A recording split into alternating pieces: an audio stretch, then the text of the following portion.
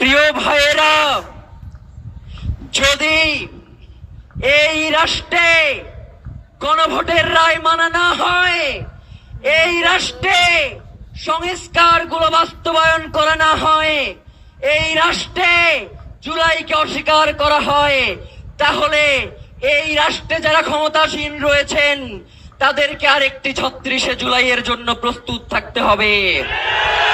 প্রিয় ভাইয়েরা, শহীদ ওসমান হাদি এই কথাগুলো অত্যন্ত স্পষ্ট ভাষায় বলতেন।